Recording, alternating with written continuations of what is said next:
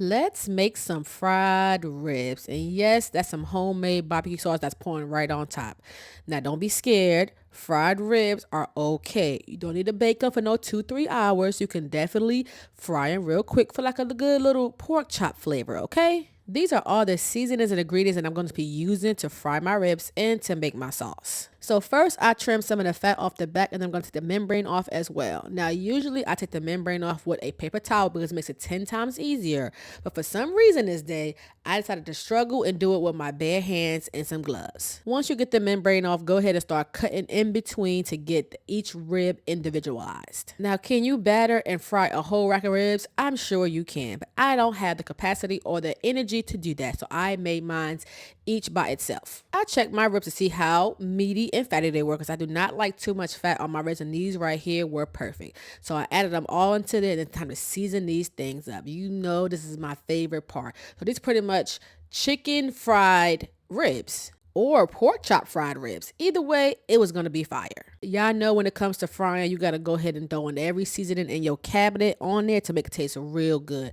Added some Bayou City pepper. I used some Tony's because duh. Smoked paprika, some all-purpose seasoning, some onion powder, and some garlic powder. And Tony's got a no salt too if you want to limit your salt intake. Now, anytime that I fry pork, I use mustard as a binding agent. No, you will not taste it. Trust me, I've been doing this a long time. You will not taste the mustard. You might smell it, but you ain't gonna taste it. Mix these up real good. You want every piece of seasoning to be on every piece of them ribs. And then you can let it marinate for 2 hours.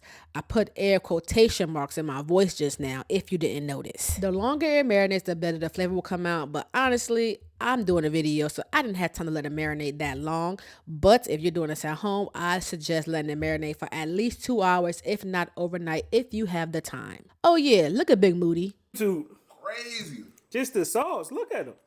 That sauce hitting. Man, it's like an Asian zing with a honey hot barbecue. Got that Kimmy zing. Honey hot barbecue. God.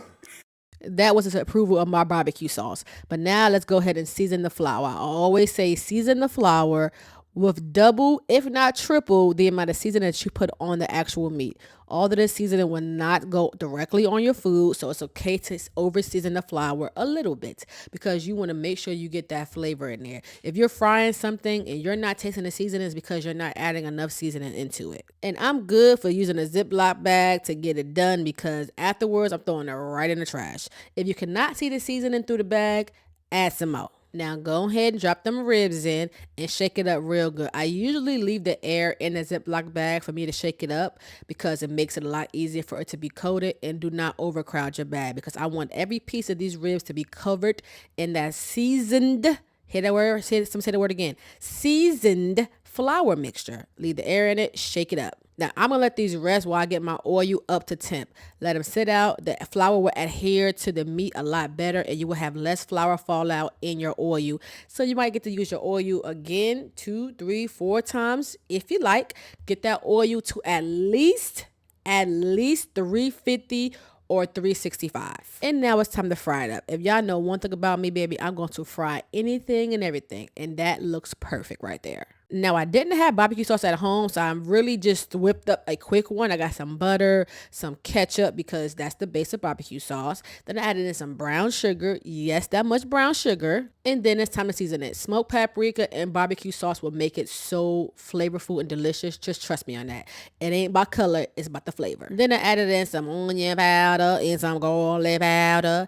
And then we're going to add in a little bit of hot sauce. I wanted some heat to this barbecue sauce right here. And then we're going to mix this up. I want this well incorporated. I don't want any chunks of brown sugar in my barbecue sauce. I want everything to be smooth as my edges. I cooked this down for about 3 to 4 minutes, and I added in a little bit of white vinegar to cut the sweetness just a bit. If you like a vinegar-based barbecue sauce, clearly add some more. I did a little taste test and noticed that I needed a little bit more seasonings. I kind of went with the flow here, but baby, this barbecue sauce came out so delicious. And yes, I added in a little bit of water just to loosen it up a little bit. I just wanted it to be a little tiny bit looser. It's okay to add a little bit of water. Water ain't never hurt nobody. Once the flavor was there and the texture was there, now go ahead and add a little bit of honey or a lot of bit of honey if you've grown. That's what you want to do. Let it cook for about 2-3 more minutes and it should look just like this. coating the spoon, but also running off a little bit. It was amazing. I only put it on half of my ribs. So I had half of my fried ribs in barbecue sauce and the other half I just had regular fried. Now y'all know I love my flippity floppity bowl, baby. Go ahead and get that flippity floppity going and it should be perfectly coated just like this. Now I sauced them up, played them up, and I got boom. Fried ribs. This is not an abomination to ribs. This is perfectly fine if you want to do it this way. They fry for about 3-4 minutes depending on how thick they are, and it's going to come out fully cooked and delicious. I know we all used to cooking our ribs for about 2-3 hours, but if you want a quick rib flavor and want it to be delicious, this is how you do it. Go ahead and sauce them up. You can pair this with some macaroni and cheese, some baked beans, some collard greens, whatever. Anything you would do with fried pork chops, you would do with this. And yes, I even had One Stop Chop there to taste test with me, and they were tearing these ribs up. When I'm telling you, there was nothing left on this plate by the time the video camera cut off, believe me on that. I love y'all. All right, bye.